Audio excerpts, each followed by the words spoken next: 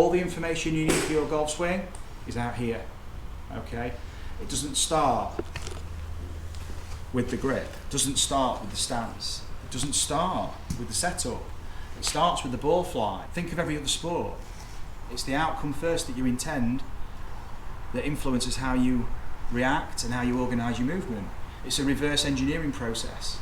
So how do we incorporate that process into our setup?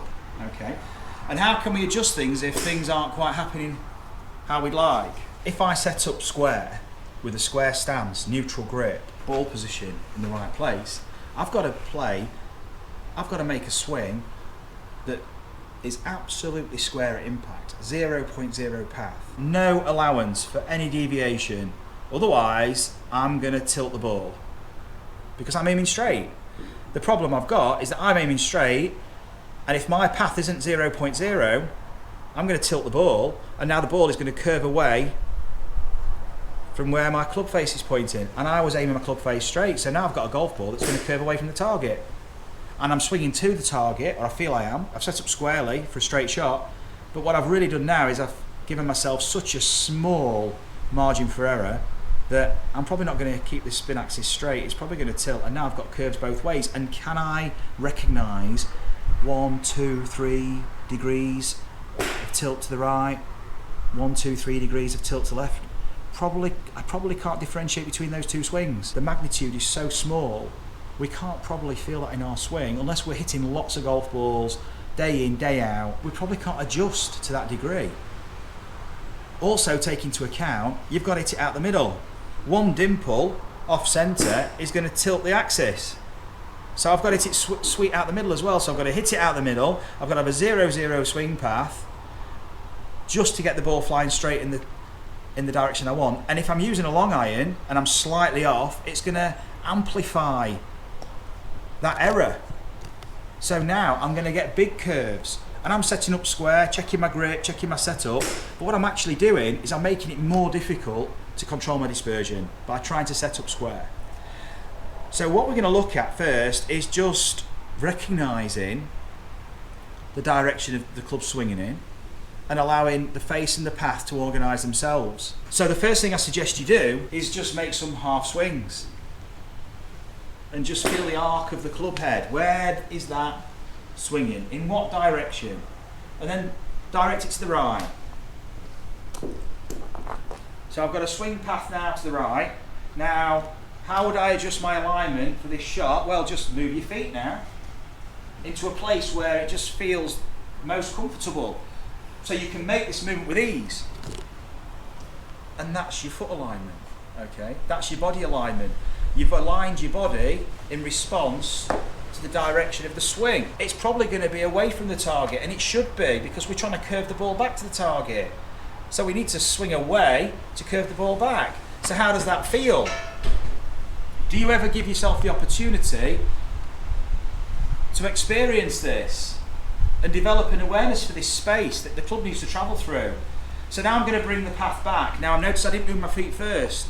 I'm going to bring the path back to what I feel is fairly straight to the target. Now I'm going to move my feet back. Okay? And now I'm going to swing to the left and play a big slice path. And now I'm going to move my feet round. And if I just swing through to my finish, now I'm starting to recognise where this swing takes me. This journey takes me into this finish. I might be looking over there as the ball curves towards the target, but this is the swing that I recognise for that curvature. And now I'm starting to recognise these tolerances that I can adjust. I can start to move around, utilise this spectrum here. Straight lies somewhere here, but it's probably not a place we want to visit because we know it offers us such a small margin for error, very small percentage for success. We know we can tilt the axis, and then we can start to regulate how we're tilting that axis, and we're letting the setup adapt to the swing we intend to play for the curvature. If this was a putt, ask yourself a question: do you always aim at the hole every time you putt on the green? Of course you don't, because they're not all straight putts. It's a breaking ball. So what do? You adjust your alignment, you shift your attention to where the ball's breaking, probably towards somewhere around the apex, and so the whole action and your attention is directed towards your intention, which is quite far removed from the target. But all along, you've got the intention of that ball curving towards the hole. So if that's a breaking ball, the approach is the same whether it's in the air or along the ground. We have got to be focused on the journey of the ball. So therefore now, once we start to immerse ourselves in the journey, we can start to adapt the setup to produce what we've just visualised. So we've got to be able to appreciate the space we can use, the affordance this space is offering us. We can utilise this to make the swing as easy as possible and make the swing that we recognise. And when we start to make the swing, just develop an awareness for where this swing takes you, and where are you looking at the target at the end? What position are you looking at the target at the end? The target's over here, my body's over here, but this is what you'd recognise as a fade. If you're playing a big hook or a draw, as I move around for the draw, the target's moving to the left, I'm swinging this way, the target's over there, but we're not swinging to a default position. Does your follow through always feel the same? Do you finish in the same place all the time? Because maybe, just maybe, somewhere in that golf swing, you are rerouting into a default finish, which is producing the same path or a similar path every time. But it produces these inconsistent results because you're not recognising the movement you're making, the space that you're travelling through, and the finish that this movement makes. So the finish is extremely important. Every part of the golf swing is important. Every part needs every other part. But maybe allowing yourself just to recognise where the swing takes you will just give you the opportunity to make the swing that you intended. Because if you recognise that you're going into this finish and it doesn't really match the intention, then maybe you're not making the swing that you thought you were. So this is a great exercise. Feeling the space, recognising the finish, and just spending a second or two in that finish. Now we've got to be careful as we move around the ball that we don't add more noise. For example, if we take this as the hitting area, and this is a representation, a crude one I admit, but it's a representation of the golf swing. This is just representing the swing path at this moment in time. Okay, so this is just the tangent. This is the direction of the swing. If I'm set up square with the ball in the middle and I want to aim out to the right, quite often what I hear is that people just twist their body round, turn the feet round to the right. But if I stay in this place and just pull my right foot back, for example, what I've just done now is, yes, I've twisted my body round, but look what I've just done to my golf swing. I've shifted it the whole direction. The low point now is in a completely different place, but the ball is still over here. So there's the ball in the middle, there's my 0-0 swing path, and I want to play a draw, so I pull the right foot back, turn my body around to play the draw. Now I'm over here, but whoa, here's my low point, but the ball's still over there. So I'm going to be hitting the golf ball here now on the arc, much later on the arc. Now, I'm feeling this swing here in this direction. This is my swing direction to the right. This is what I recognise as a draw. But because I've just twisted my body, the ball in relation to me is so far left, it's so late on the arc, that by the time I get to the golf ball, my club is travelling in this direction, to the left. So I've now got a path to the left, but the feel of my swing is to the right. And I get a ball then that starts right and probably fades or even slices, and I'm thinking, I can't draw the ball. But I'm making a draw swing, or I feel like I'm making a draw swing. This swing here, by the time you've hit the golf ball and the club's travelling left, it may even take you round here into a fade finish, but this is what you recognise as finishing to the target. Have you been told to finish facing the target every time? If you have, then we're making the same finish for every shot, but every shot is different, especially if we want to play draws and fades. They're going to be different. How do we rectify this? Well, it's dead simple. If we just imagine a wheel, and this is the spoke of the wheel, all we do is we move around the wheel. So if I move around the wheel to the left, that ball maintains its position relative to me. I could move all the way around the ball and that is still in the centre of my stance. As I want to move towards a draw, I'm going to move around to the left. And as I want to play a fade, I'm going to move around to the right. and the ball is in the same place. So now my low point's in the same place.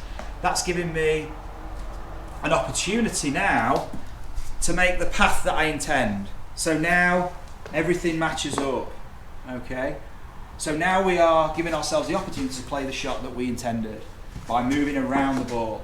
If I stay here in the centre and just twist, I've moved my ball position. Now that's gone to the left. If I open my stance, if I just pull my left foot back to play a fade and rotate my body to play the fade, suddenly now the ball's way back in my stance. And now I'm hitting out to the right. I'm hitting much earlier on the arc, on the way down. And that's now putting a draw path on the ball in respect to where I'm swinging. I think I'm swinging to the left, but now my club's travelling down and out to the right. So I'm probably going to, if my intention is to start the ball left for a fade, I'm probably going to get some form of a pull draw or a pull hook. So, and my ball's moving way off target. So I'm getting big double crosses. So first of all, feeling the path, and then moving around the ball now, because now you recognise where you are in relation to the ball. You're not looking at the ball because that's the object, that's now the stimulus you're reacting to hit. You're just looking at where the golf ball is in relation to you, because you know this needs to be in the right place so I can play the path that I intend. So now I'm moving around the ball, and this is where I would recognise for a big hook. Little draw, little soft draw. The unicorn.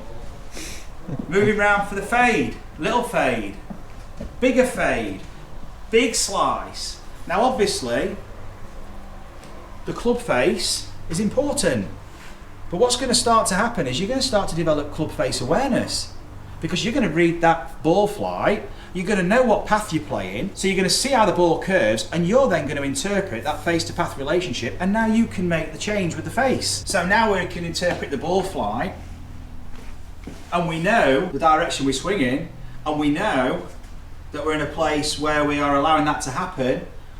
We've got a sense, an awareness for the path, we can read the ball flight, and now we can start to adjust.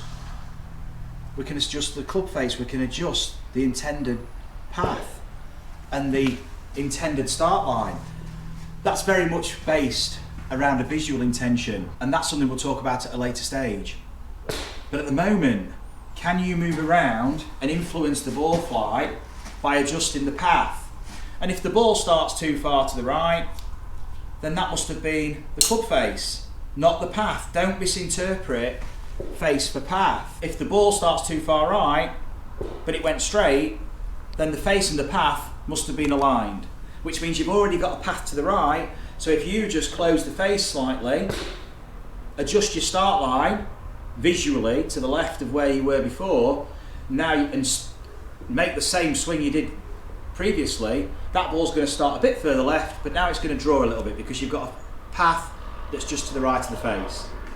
Now you're starting to develop an awareness for these tolerances. You're starting to dial in, and you can start to play around with this. We need to experience the big differences between face and path. That differential needs to be huge. We need to experience those big curves, and then we can start to reduce that curvature, and we can start to flip the curvature. We need to know what it feels like to tilt the spin axis to the left, tilt it to the right. We need to know how our swing creates curvature, and then we can start to develop that very fine awareness, attune ourselves to the face and path relationship, and that's club face control. That's swing path awareness.